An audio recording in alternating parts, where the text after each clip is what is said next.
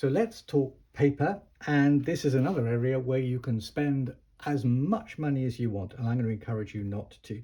So first of all, you must make sure that what you're dealing with is watercolor paper. Why? Because most paper won't handle getting wet, drying, getting wet, drying, getting wet, and then drying. Watercolor paper will. It's made out of stuff, usually cotton, something like that, which is designed to withstand that kind of abuse. So make sure you're dealing with watercolor paper, but it does not need to be expensive. I mean, you can get this stuff, and actually this is what I tend to use when I'm trying to do something special. Arch or arches, depends where you come from, how you pronounce that. This is really, really nice watercolor paper. I like it, but it costs money. And if you buy one of these when you're starting out, you're going to hesitate every time you put your brush near it, because you're going to think, how much does that cost? And am I sure that I want to mess with it? You need to play, you need to learn. In fact, you will throughout your painting want to mess and play. So I've got scraps of paper here, and you can see I've just used them for testing out colors, for doing all sorts of stuff. It's really, really useful to have watercolor paper. In fact, the cheapest I found recently is in Flying Tiger, I think, which is a high street station here in the UK. It's really, really cheap.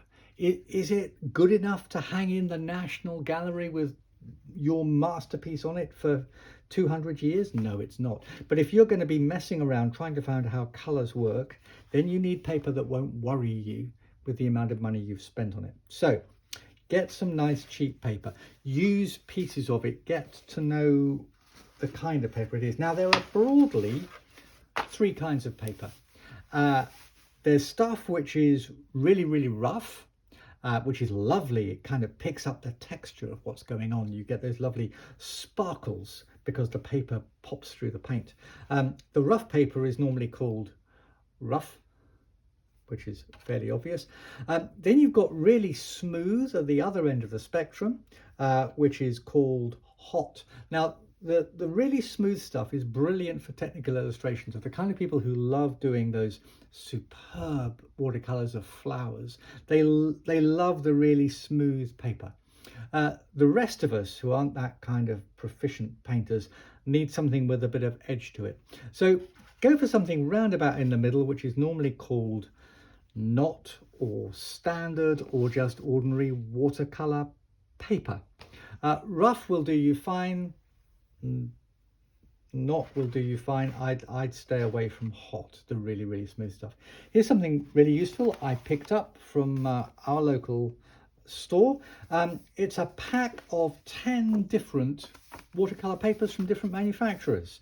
Arch, Saunders Waterford, Langton, Bockingford and Cass, where I actually picked it up. It's really helpful. For each one you can see what it's made from. Two of them are made from cotton, they're the more expensive ones. The rest are made from something called alpha cellulose. You've got the textures, cold, hot, rough, whatever.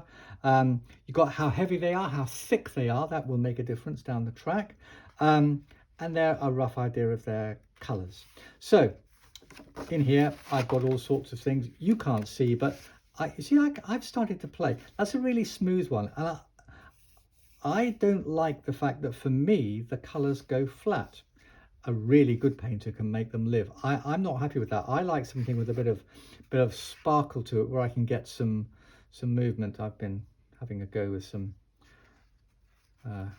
Tom Shepherd, something like that. A really nice guy. Birds and things. A bit of life to it. So try them out. Get a hold of a pack. Try out the different textures. See which one takes your fancy, but make sure you buy cheap for when you're learning and when you're playing.